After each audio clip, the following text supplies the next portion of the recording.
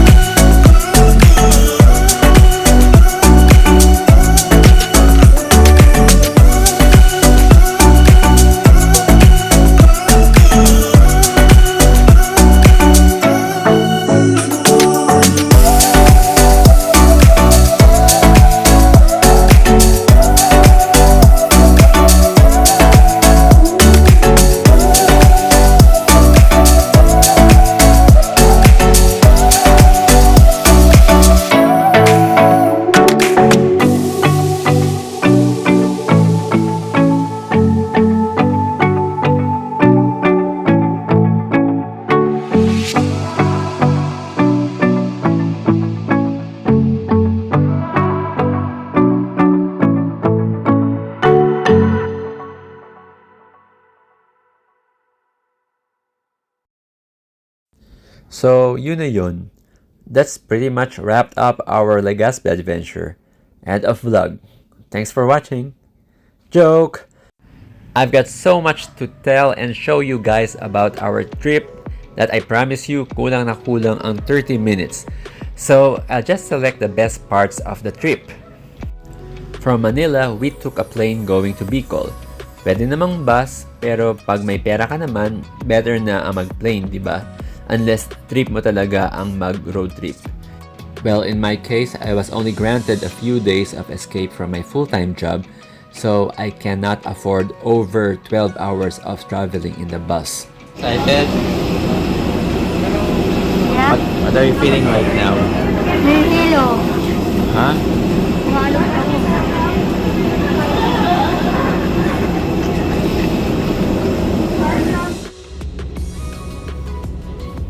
We took Philippine Airlines, destination Bicol International Airport. The flight was just an hour long.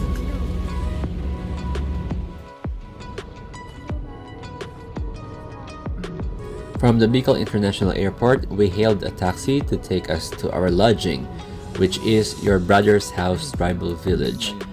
If my memory serves me right, we paid 500 pesos for the cab.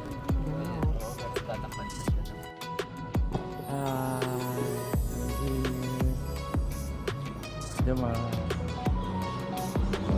kasabayan din.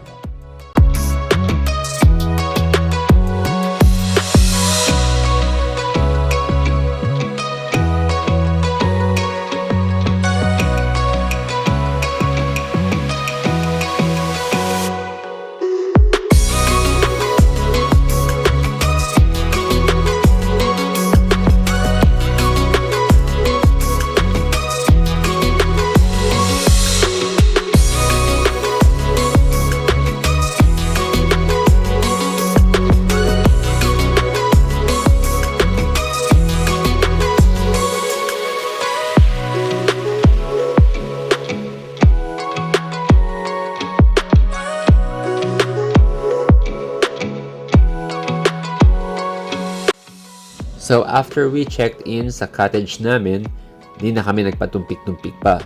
We only have 2 days and a half to explore Legazpi. Kaya pagkalapag pa lang ng gamit sa lodging, start of our exploration and adventures na agad. Pasok. To make it easier and convenient for us to explore the city, we rented a car. I paid 3,000 pesos per day for the rent of the car, not inclusive the gas and the driver. Sagot ko yung gas at ako ang magdadrive. Thank goodness there's Waze and Google Maps. Nakaalog sa video. Kasi po. Nakaalog sa video.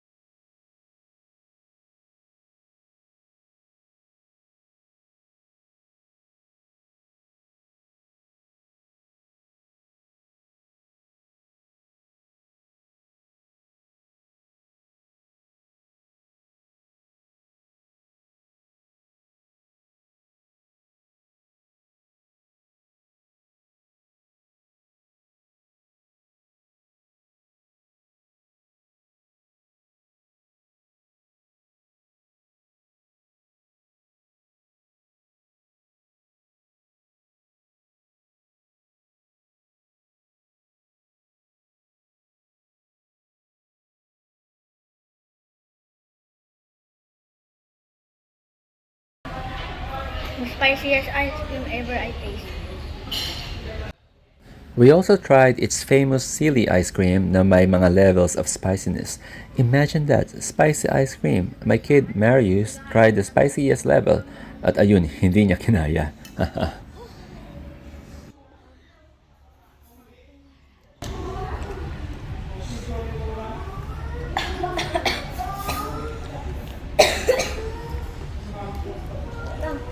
Sobrang level 3 ka pa dyan, ha?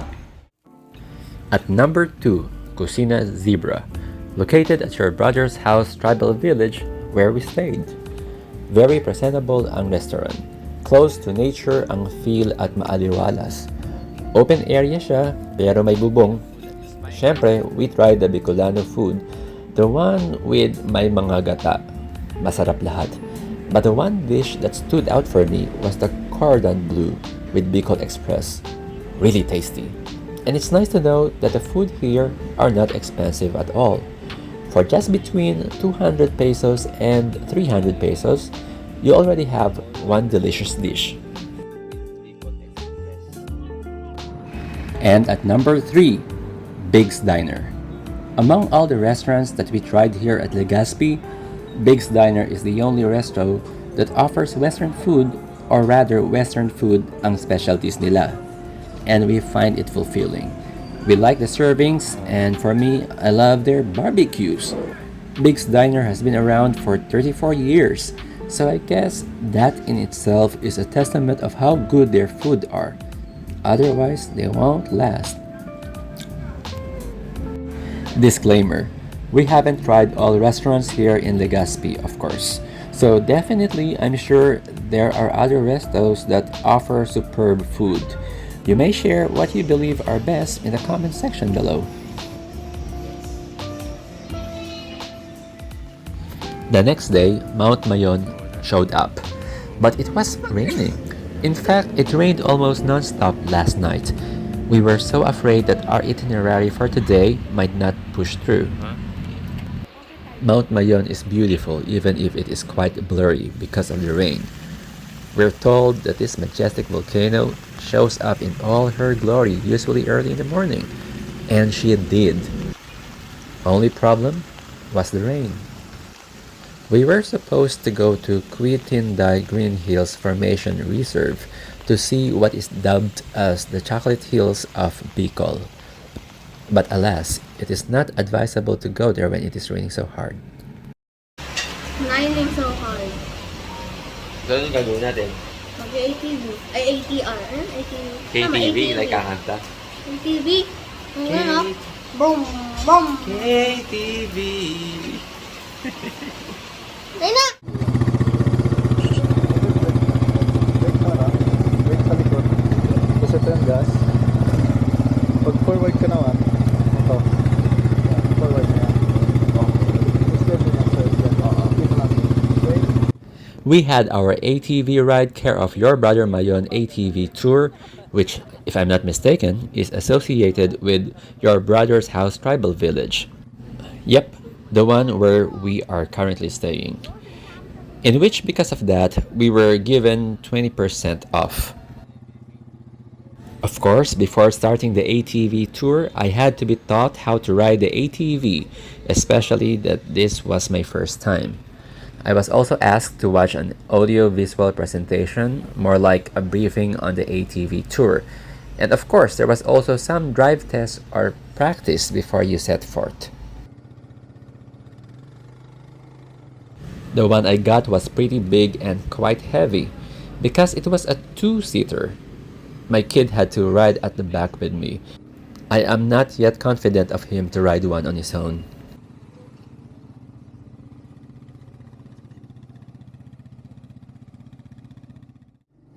Now it is time to go for my chosen trail. I wanted to get the lava trail, which was way longer and involved some trekking. But because it is raining, I opted to go for the shorter trail. My instructor told me that it was perfectly fine to ride an ATV even if it is raining, because it will be a more adventurous experience. Okay, I'll take the challenge. In fact, many prefer rainy days than sunny, since the Bicol sun can be really hot and harmful to the skin.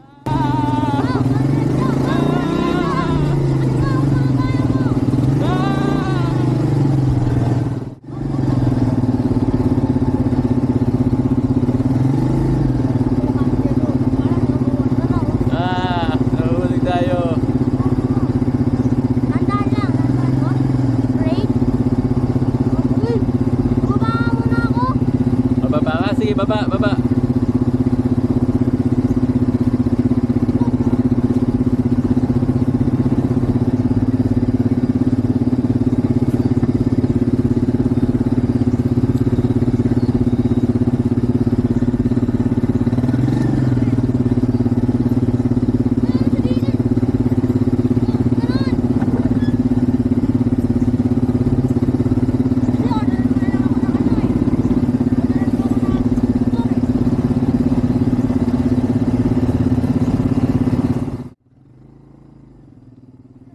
God was good. The rain stopped and Mount Mayon showed up. No clouds, a bit misty, but she was there and beautiful. And I have kind of mastered my ATV. So I'm really enjoying this tour very much. And so my little boy at the back, whose excitement only increases by the minute. And if you're also enjoying this vlog, please do me a favor by subscribing to my channel. Go hit the subscribe and bell button for more content similar to this.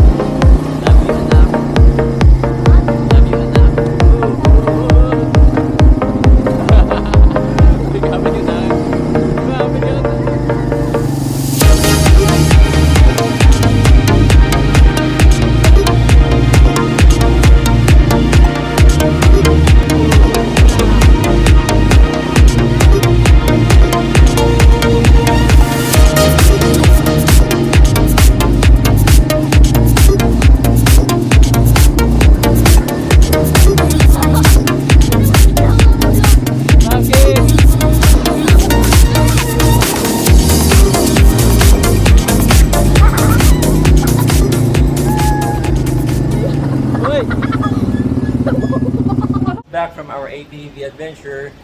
Sabi mo? I enjoyed because it's really fun. Really fun. Hindi ka na kami mamatay, mga dalawang beses. Joke. At si Kuya, That's true! Yan yung ating big brother.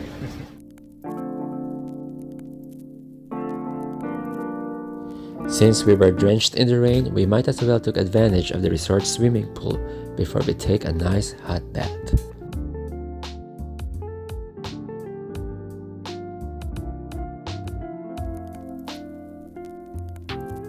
And the day isn't over yet. With the rain gone, now is the right time to explore Legazpi's popular historical sites.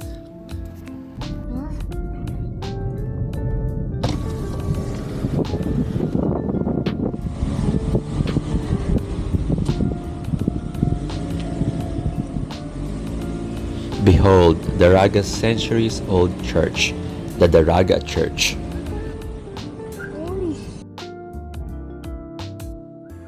Sitting on an elevated ground, the Daraga Church was built by the Franciscans in 1772 under the patronage of the Our Lady of the Gate. This picturesque church is a fine example of Baroque architecture. The facade and its walls are made out of volcanic rock, while its white color is the result of a coating of lime for protection from deterioration. It is overlooking the Mayon Volcano, which makes this place spectacular and grand. You have this majestic church on your left, and you have this majestic volcano on your right.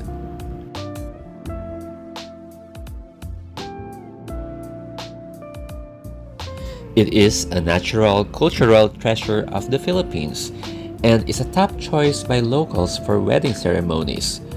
Like today, there is a wedding going on, which is why I can't peep inside to take some videos of the interior of the church.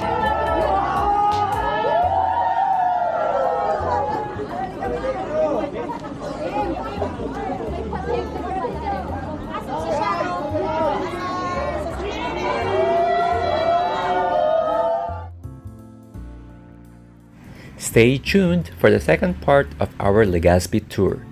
If you like this video, please hit the subscribe button for more similar contents.